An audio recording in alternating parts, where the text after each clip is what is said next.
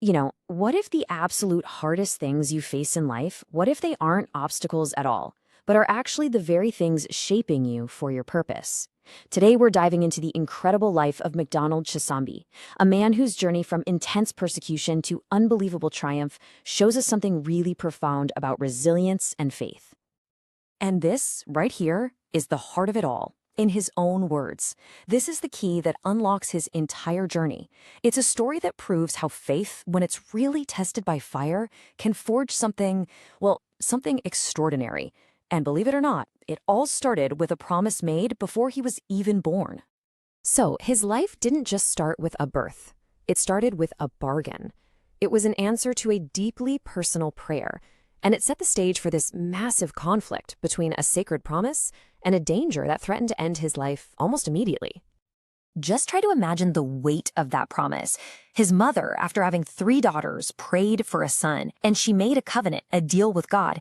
If you give me a boy, his life will belong to you. So MacDonald wasn't just born, he was consecrated. His life was kind of set on this higher track from his very first breath. But that divine purpose was tested right away. Immediately.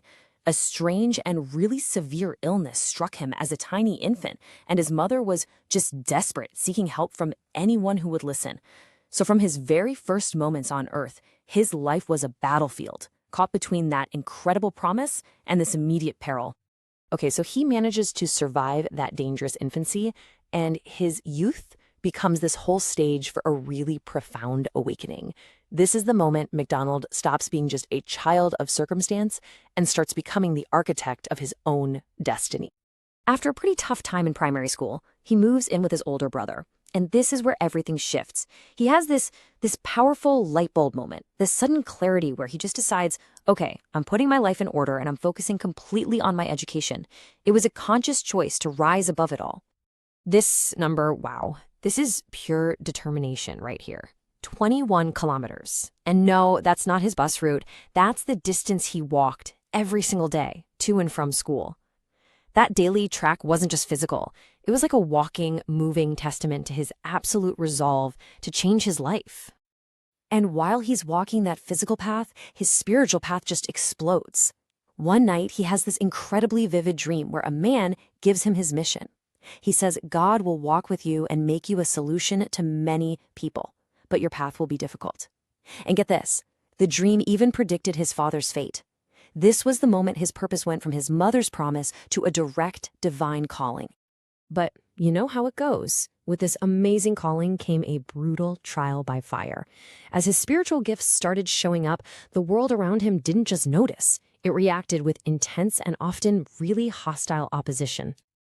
By grade 9, he was basically a spiritual phenomenon.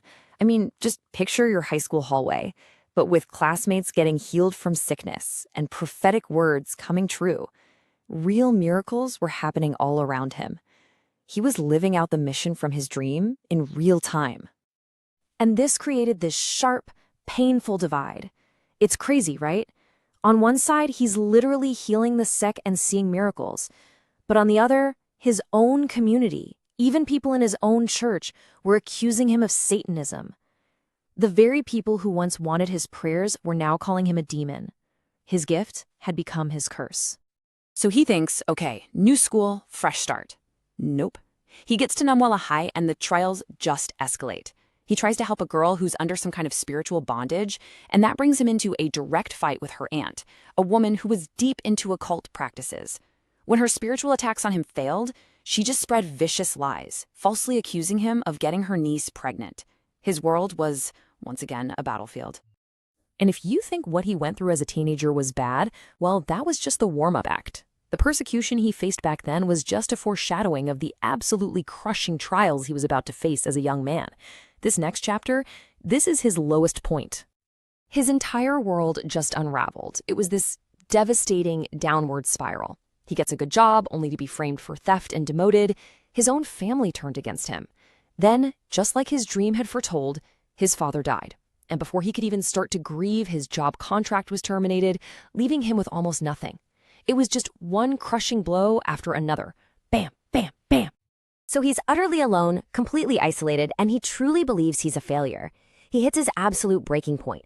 He decides to end it all and swallows 20 tablets. But what happened next was nothing short of a miracle. He just woke up, completely unharmed. It wasn't an ending. It was a profound, unmistakable message that his story was far from over. After surviving that absolute darkest moment, this is where the story completely flips.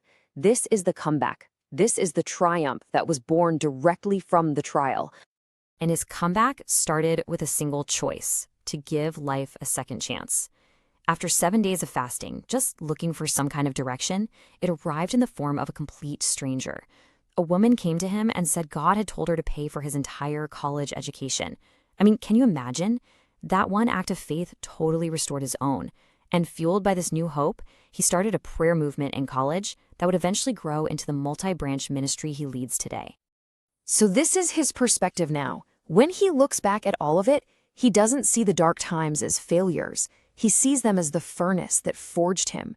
He understands now that every rejection, every accusation, every single moment of despair was actually a necessary step on the path to fulfilling the purpose he was promised from birth. So as we wrap this up, the question isn't just about MacDonald's story, is it? It's about our own. His journey is such a powerful example of how our deepest pain can be the very thing that forges our greatest purpose. And it kind of leaves you wondering, what's the trial in your life that might just be the beginning of your greatest triumph?